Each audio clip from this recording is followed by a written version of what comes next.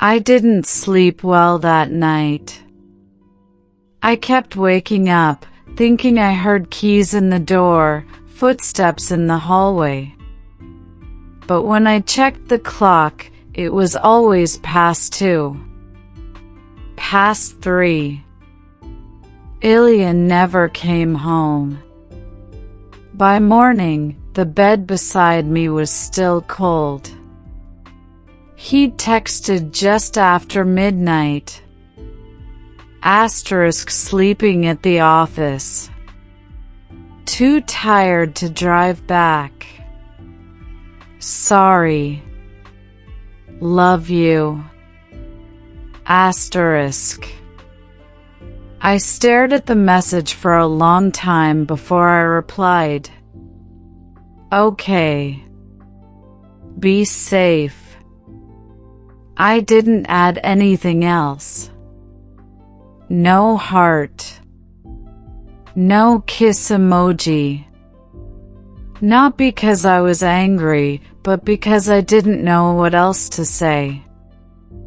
He used to send me long messages, silly ones.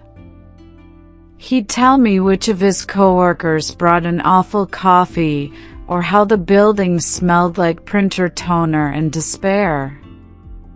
Now everything was short. Functional. I spent most of the morning cleaning. Not because the apartment needed it, but because I needed to do something that made me feel in control. I wiped down the counters, sorted the recycling, even reorganized the bookshelf in the hallway by color. Anything to keep my hands busy. Anything to stop thinking about that comment. But of course, I couldn't stop. I tried to remember the last time Ilya and I had really talked. Not just surface things, bills, groceries, plans, but really talked. When was the last time he touched me like he meant it? When was the last time he looked at me like he used to? The scary thing wasn't that I couldn't remember. It was that I hadn't noticed until now. Later that day, I got into his car to go pick up a package. Mine was parked in, and he'd left his keys on the counter. I didn't think twice. Until I opened the passenger door. There, on the seat, was a small, pale pink hair tie. Thin. Delicate. One of those silky ones that didn't tug at your hair. It wasn't mine. I don't wear pink. I don't even wear hair ties, not often. I usually braid my hair or clip it up when I work. I picked it up slowly, like it might burn me. Just held it in my fingers, staring. A few days ago, this might have felt like nothing. A friend's? A coworker's? Some explanation. But now, with that comment still echoing in my head, the midnight meetings, the fading texts, this tiny, harmless object felt like a detonator. I sat in the driver's seat, clutching the wheel, the elastic band still resting in my palm. I didn't cry. I didn't yell.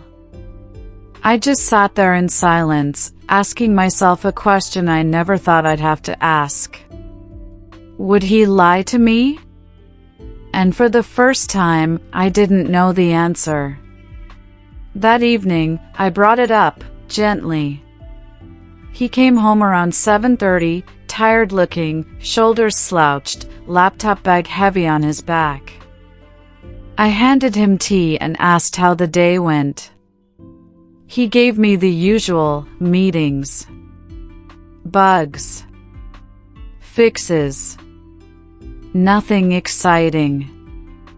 I waited until we were sitting on the couch, the TV playing something neither of us were really watching. Then I said, "Hey, weird question, but were you at Cafe Leora recently? Someone mentioned seeing you there during my live stream." He didn't flinch. Didn't blink. He smiled. "Nope. Haven't been there in ages." "Why?" "Just curious," I said, watching his face carefully. "Maybe someone just saw a guy who looked like you." "Probably," he said, sipping his tea. "I have one of those faces." He kissed my forehead after that. Got up to take a shower. Came back smelling like my lavender body wash, which he never used before. I wanted to believe him. But later, when I went to bed, I looked at the hair tie again. I had tucked it into a drawer like it was evidence. And for the first time in our 5 years together, I opened my laptop and started looking up how to set up a hidden camera.